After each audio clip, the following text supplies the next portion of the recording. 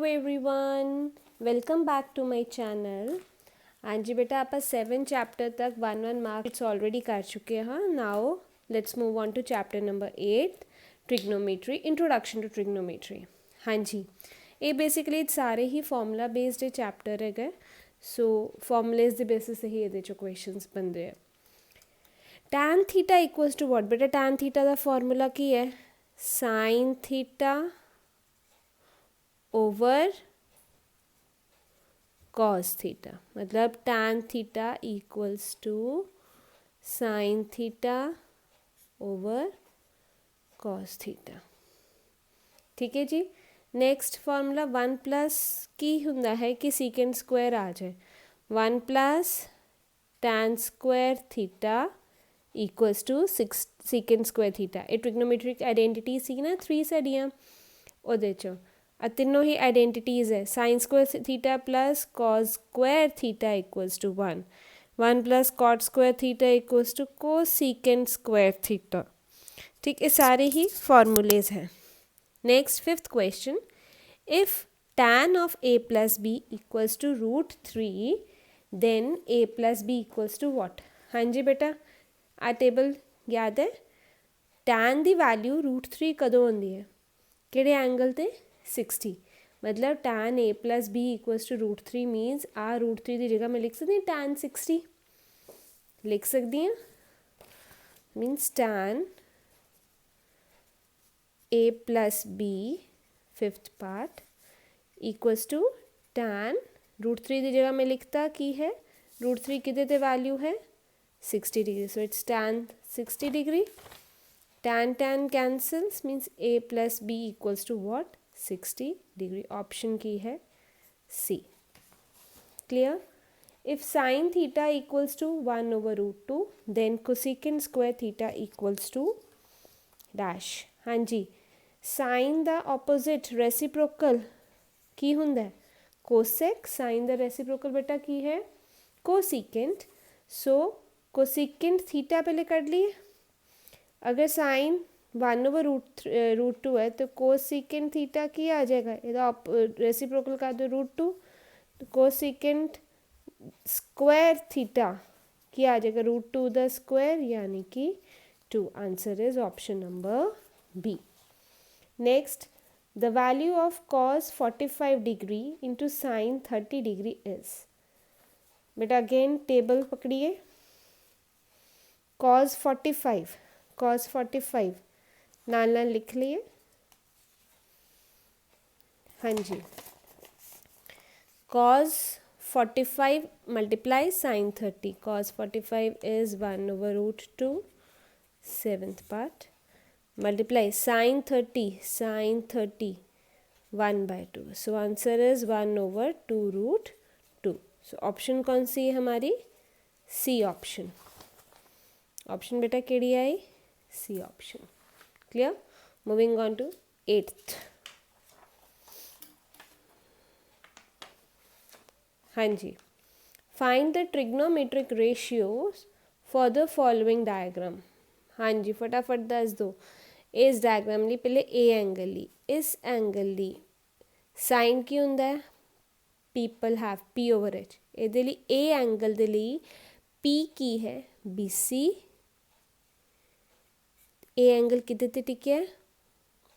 AB ते sign दा की हुंदा साडे कोल? Some people have curly brown hair turned permanently black। Sine किते बराबर ओवर P ओवर H। हुण ए एंगल दे ਲਈ मैं तुहानूं कहा सी ना, हर एक एंगल दे ਲਈ ਜਦੋਂ मैं चैप्टर करवा रही सी ਉਹਦੇ 'ਚ हर एक एंगल ही P B अलग हुंदा है, H ਦਾ सेम ही। ए एंगल दे ਲਈ परपेंडिकुलर ए ਦੇ बिल्कुल सामने साइड की है BC ਤੇ बेस किदे उत्ते टिकिया होया है AB। हाइपोटेन्यूज सेम है क्योंकि वो स्लांट टेढ़ी वाली हुंदी है।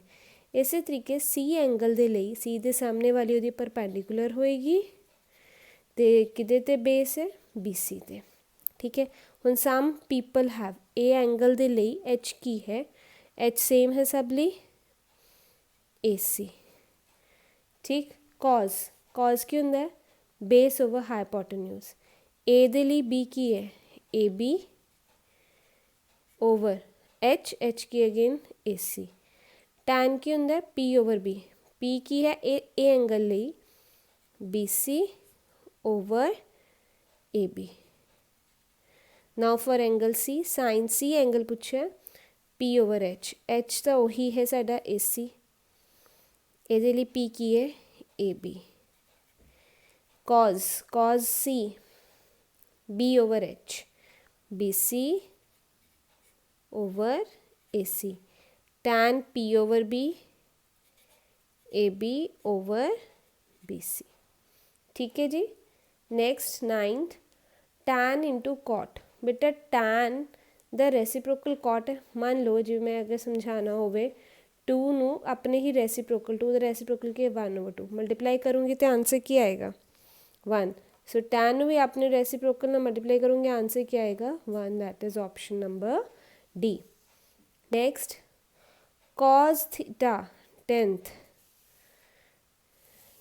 कॉज थीटा दिता है 1/2 आपां की कढ़ना है टैन स्क्वायर ही तो साडे कोल इक्को ही फॉर्मूला है केड़ा tan square equals to 1 plus tan square theta equals to secant square theta साडे कोल टैन स्क्वायर तो इक्को ही है ना 1 plus tan square theta equals to secant square theta अगर तो टैन कढ़ना होवे तो टैन स्क्वायर थीटा कितने बराबर हो जाएगा सेकेंड स्क्वायर थीटा -1 मीनस मैनू की चाहिए है सेकेंड कॉज दिता है कॉज द रेसिप्रोकल क्या होंगे सेकेंड कॉज अगर 1/2 सेकेंड क्या आ गया 2 इच पुट करो टैन स्क्वायर थीटा क्या आया 2 the square -1 4 -1 that is 3 option is not there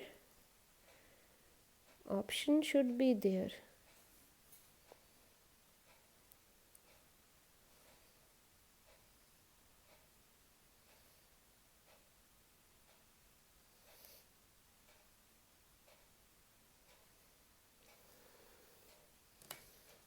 question करेगा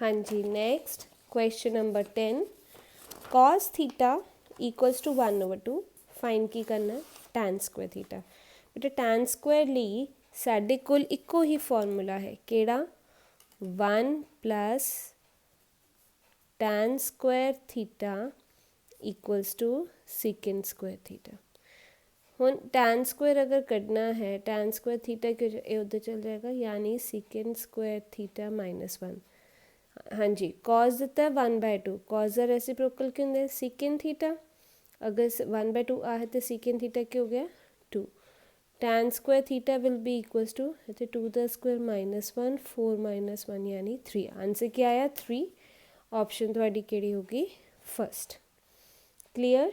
next 11th 2 tan 30 degree over 1 plus tan square 30 degree हाँ जी फटाफट टेबल पकड़ो तो सारी क्या आ गई मेरे पास सॉल्व करके √3/2 तो √3/2 कहाँ पे आती है cos 30 पे या sin 16 दोनों में से कौन सी ऑप्शन है cos 30 या sin 60 is there so answer is option number A. 12th sin थीटा इक्वल्स टू cos थीटा फॉर ऑल वैल्यूज बेटा ध्यान दो ऑल वैल्यूज सारी वैल्यूज ली तो sin थीटा cos थीटा सेम है no false clear. Next 13th 1 minus tan square 45 over 1 plus tan square 45 tan 45 की होंगे 1 so 1 minus 1 द स्क्वायर करोगे 1 so answer will be equals to 0. Next the value of cos theta increases as theta increases ते ਕਹਿੰਦੇ ਜਿਵੇਂ ਜਿਵੇਂ theta ਵੱਧ ਰਿਹਾ ਹੈ ਕਿ ਕੌਜ਼ ਵੱਧ ਰਿਹਾ ਹੈ, ਫॉल्स ਹੈ। ਸਾਈਨ ਦੇ ਵੱਲ ਵੈਸੇ ਅਗਰ ਦੇਖੀਏ ਤਾਂ 0 ਤੋਂ ਬਣ ਗਈ ਉਹਦੀ ਵੈਲਿਊ 1। ਠੀਕ ਹੈ। Next 15 tan 90 is not defined. tan 90 सही क्या है जी। Next cos a cot a is product of 2 cot a and a। Wrong ਬੇਟਾ, ਆ ਕਦੀ ਵੀ ਆ ਵਿੱਚ ਕੋਈ ਮਲਟੀਪਲਾਈ ਨਹੀਂ ਹੁੰਦੇ, ਇਹ ਲਿਖਣ ਦਾ ਕ੍ਰਾਈਟੀਰੀਆ ਇਹਨਾਂ ਦਾ। ਠੀਕ ਹੈ।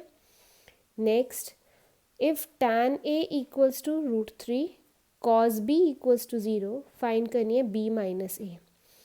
हाँ जी, tan a equals to tan a equals to √3। √3 करते हैं, tan √3 कि दे 60 डिग्री, मतलब मेरा a दी वैल्यू की आ गई 60। 17th क्वेश्चन लई 17th ਲਈ tan a √3, so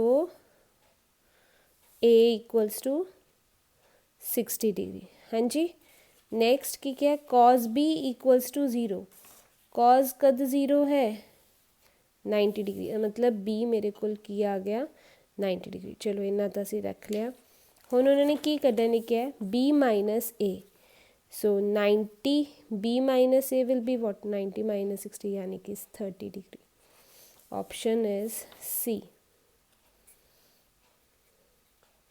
next tan 13 equals to cot 1/13। ध्यान नाल देखो, नहीं एंगल नहीं उल्टा हुंदा, ये सिर्फ नंबर उल्टा होंदा। मतलब ये कितना आना चाहिए सी, tan 13 इक्वल्स टू 1/cot 13 लिख दे तो सही सी। इन्होंने गलत लिखा, इन्होंने तो एंगल नू ही उल्टा करता। So this is false. Next if A for A equals to 60, B की है मेरे को 30, आप की करना sine A cos B minus cos A sine B. चलो साइन 60 इज़ √3/2। नेक्स्ट की है cos 30, cos 30 degree. cos 30 degree की है √3/2, विच माइनस है cos a यानी cos 60। cos 60 किन्ना 1/2। टेबल बेटा जरूर तुहानूं मैं पहले क्या होया कि जो भी पेपर मिले उदों फटाफट बना लेना। sin 30 1/2, it's 3/4 minus 1/4। 3 minus 1 2/4, answer क्या आया 1/2। Next, so these are the type of questions that can be asked from chapter number 8। ठीक है जी। so that's all। if you have any query, कोई भी question अगर हो तुसीं पुछना चाहते हो तो कमेंट सेक्शन च पुछ सकते हो। तो सब्सक्राइब जरूर कर लो चैनल, क्योंकि ये 1 मार्क वाले मैं हर चैप्टर दे पा रही हूँ तो वेरी वेरी वेरी इंपॉर्टेंट है। पेपर विच इन्ना चों आएगा ही आएगा।